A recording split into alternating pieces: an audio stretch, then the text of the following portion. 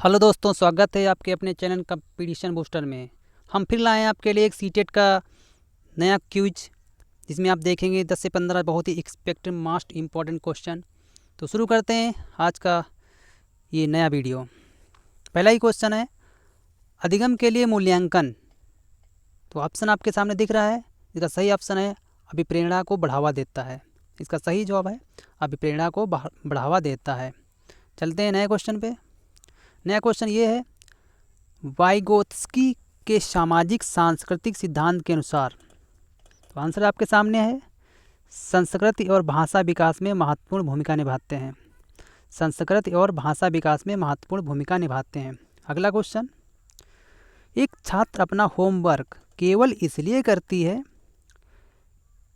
क्योंकि उसे ऐसा न करने के लिए माता पिता के असंतोष का डर होता है। यह छात्र के लिए किस तरह की प्रेरणा का प्रतिनिधित्व करता है? तो ये जो है बाह्य प्रेरणा से संबंधित है ये। चलते हैं अगले क्वेश्चन पे।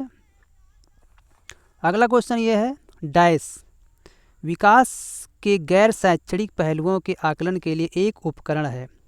तो सही जवाब आपके सामने दिख रहा है, उप आख्यानात्मक अभिलेख।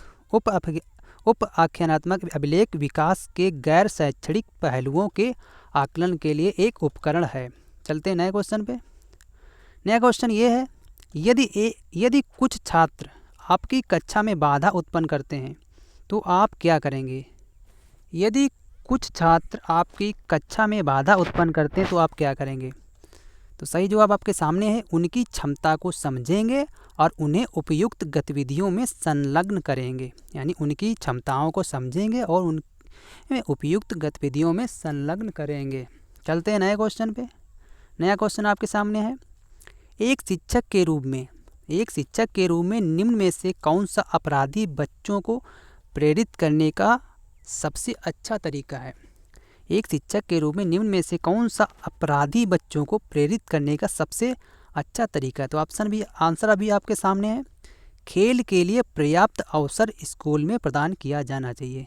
खेल के लिए पर्याप्त अवसर स्कूल में प्रदान किया जाना चाहिए। चलते हैं नए क्वेश्चन पे। नया क्वेश्चन है, मल्टीग्रेड अध्यापन वह है जिसमें, यानी आपको बताना है मल्टीग्रेड अध्यापन के बारे में। तो मल्टीग्रेड अध्यापन क्या होता है? आंसर आपके सामने, एक अध्यापक जो एक ही समय में एक से अधिक कक्षाओं का संचालन करता नहीं पढ़ाता है। एक अध्यापक जो एक ही समय में एक से अधिक कक्षाओं के बच्चों को पढ़ाता है, उसे मल्टीग्रेड अध्यापन कहते हैं। चलते हैं नए क्वेश्चन पे।